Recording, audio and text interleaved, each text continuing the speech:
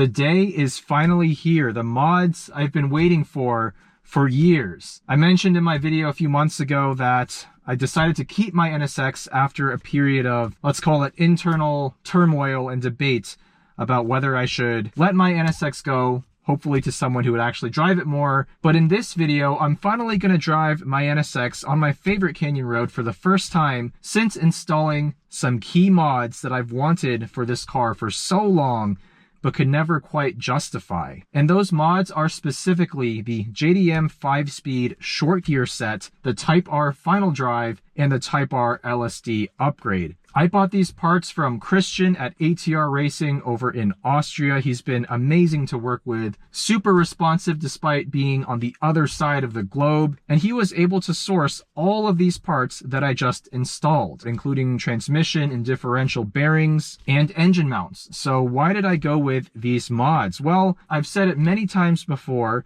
but the stock USDM NSX came with a different gear set than the JDM version. The NA1 NSX from 91 to 96 that came with the 5-speed transmission had a much taller second gear, a second gear that went to 81 miles per hour. Now the ratios between second to third, third to fourth, and fourth to fifth were all fine. The RPM drop was not too much, not too little, but because of that super tall second gear, you never really got to wind out this engine at, say, normal legal speeds. If you're shifting at the 8,000 RPM red line, basically you can get it all the way to the top of first, and by the time you're almost at the top of second, you're speeding. On track, it's less of an issue, but in the tight hairpins, still it can be frustrating to be at the lower part of the rev range in second gear. This car for me is mostly a street and canyon car and less of a track car. Having that short gearing really should add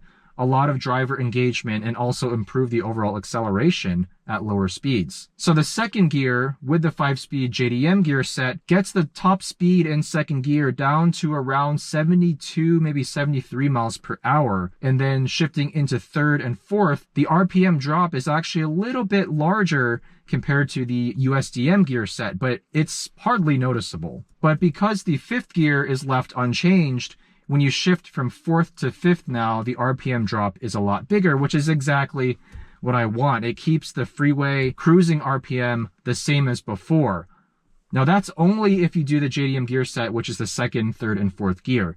I also added the Type R final drive. So the stock USDM or just non-Type R final drive is a 4.062. Now the Type R final drive is a 4.235. So if you do the math, roughly a 5% shorter final drive. Basically, it drops all the gears down by about 5%. So the second gear now tops out at roughly maybe 69-ish miles an hour. Nice. Now, how does that affect the freeway cruising speed with that Type R final drive? Well, at 70 miles an hour in fifth gear, I'm right around 3,100, maybe 3,150 RPM. So a little bit higher of an RPM compared to stock, but really hardly noticeable. Now, on top of those two things, I also did the Type R LSD upgrade. Now, pretty archaic technology by modern standards, but how the stock LSD works and how the Type R LSD works is that you have a clutch pack. There's something like 10 clutch discs that are stuck together when you're just driving normally in a straight line. So it keeps the rear tires spinning at the same speed. But there is a breakaway torque. So for example, when you're cornering, the outside rear tire or wheel wants to spin at a faster rate than the inside rear wheel to help you get around the corner. Well, the breakaway torque with the original LSD is more or less 50 foot-pounds. Now the Type R LSD essentially adds preload to the spring in the LSD, which keeps that clutch pack together and more or less doubles the breakaway torque. So now it's a little over 100 foot-pounds. So the expected behavior now is that when I turn into a corner, the rear tires won't begin to spin at different speeds until much later. So I should expect to feel a little bit more understeer on turn-in, but on corner exit, my rear tires should stay locked together a lot better to help give me that corner exit traction that I want. Now, with the stock LSD, I've driven it on track a few times, and that is one thing I was pretty disappointed by. The rear tires just didn't really want to hook up. I got a lot of one tire fire where that inside tire was spinning much quicker than the outside. I don't think it'll make a huge difference here in the canyons. Most of the difference is going to come down to the gearing. I had everything installed by TrackSpec here locally in Fremont, California. Loved working with John, the owner. I've known him for quite a while, and he was super responsive, kept me updated as to the progress of the install. He pointed out a number of parts that were worn as the transmission was apart, and based on his recommendation, I reached out to Christian to get those parts sourced. He shipped them over practically overnight at a very reasonable cost, and within about a week and a half, less than 2 weeks from when I dropped the car off, everything was done. So very, very quick turnaround, considering I had to order additional parts while the transmission was out. So huge shout out to John, and a huge shout out to Mike, the technician at TrackSpec, who worked on my car. If you're local here in the Bay Area, especially if you have an NSX, TrackSpec has worked on a lot of these cars. They've done a lot of short gear installs even, and I would not hesitate to recommend them, and I'm definitely going to be taking my car back to them in the future. Let's see if it was worth it.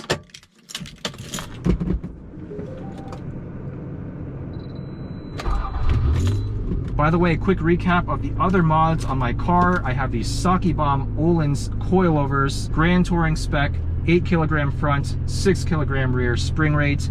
We're on some Advan RZ2 wheels, 17 in the front, 18 in the back, Falcon RT 615K plus tires, 215 front, 265 rear. We've got an AP Racing front BBK and Saki Bomb's custom rear rotor upgrade. Pride V2 RFL exhaust, Momo steering wheel, Science of Speed shift knob. That's pretty much it.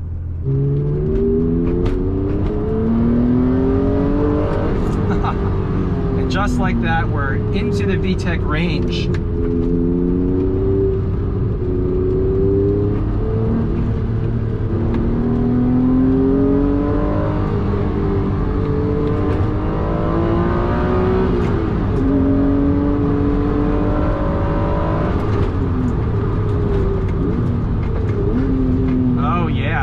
That second gear is so much shorter now. I absolutely love it. Obviously not the first time I've driven an NSX with short gears in a Type R final drive, but something about the fact that this is my own car makes me enjoy this even more.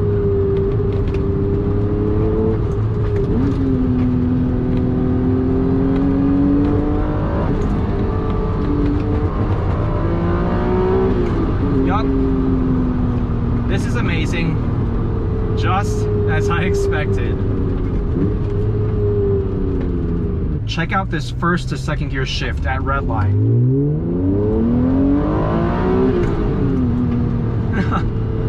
Instead of the RPMs dropping to 4,500, they stay well above 5,000. That might not sound like a game changer, but let me tell you, it is. The car feels so much more lively at canyon speeds. I can use third gear through this sweeper instead of second.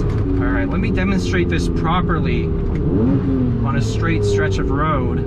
First gear, 2,000 RPM.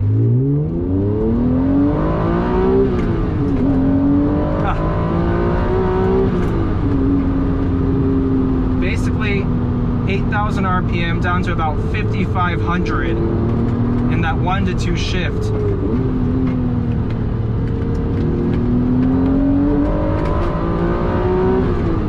The rest of the gears feel more or less the same. I should say third and fourth feel about the same in terms of that RPM drop.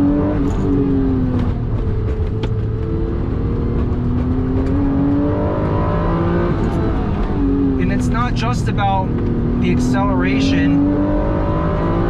The car actually feels more nimble now, because with the additional torque that you get from having a higher RPM at a given speed, you can use that torque to steer the car from the rear axle.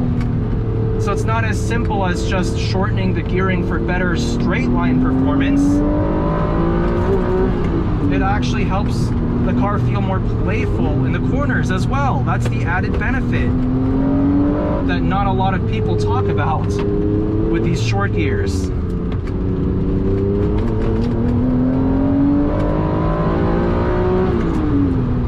Oh, yes. I have a newfound love for the NSX now. Not that I didn't love it before, but now I just love it that much more. This is how the car should have come from the factory. I mean, it's kind of silly that as a USDM NSX owner, it takes this much effort and money to make the car feel like it should have from the factory. Now, as for the actual LSD, no, I don't feel a huge difference at canyon speeds, but I will say I don't feel significantly more turn and understeer. At canyon speeds, for the most part, I'm just enjoying the short gearing.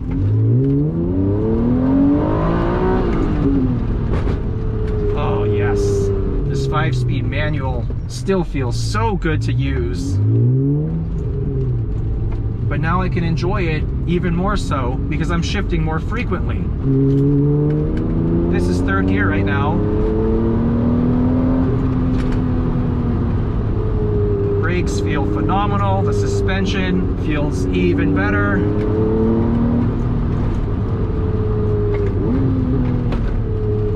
The suite of Saki Bomb upgrades that I've done. No regrets after almost a year and a half.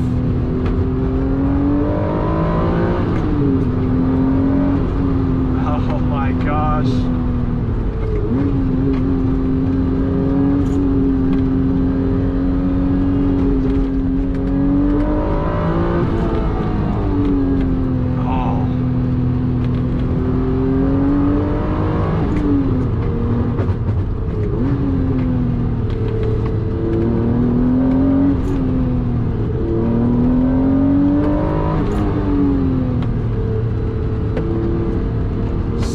Steering feel from this manual rack.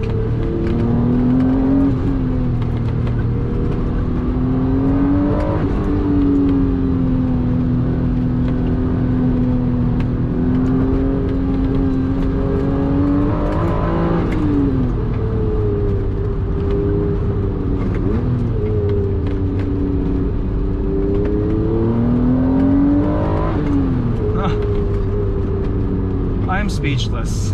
These mods are so worth it.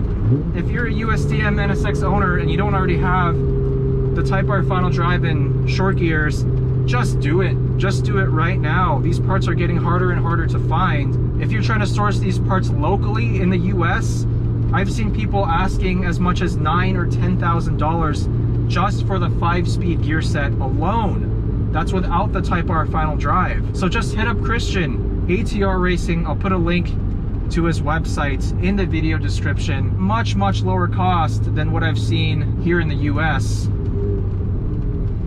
What else do I have planned for the NSX? Well, I have all the main weaknesses of the car, in my opinion, covered. The suspension, the brakes, the gearing. Next up, I would say, is I'm gonna wear out these old tires. I've had these Falcons on the car since either late 2018, early 2019. And at that point, it might finally be time to look at some exterior mods, and not just for aesthetics. I think the car already looks beautiful, but to improve 2 things. 1, the aero, and 2, the cooling. But for now, I'm just gonna enjoy the car. Here we go.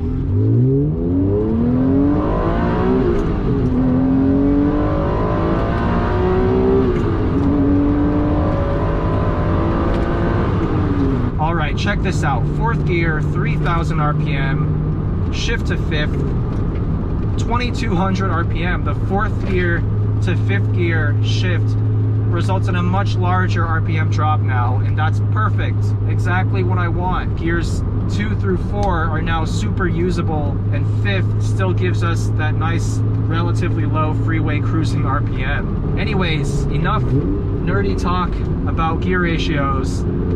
Big shout out to Christian at ATR Racing. Big shout out to John and Mike at Track Spec. What should I do next? Let me know with a comment down below. Thank you all for watching. See you in the next one.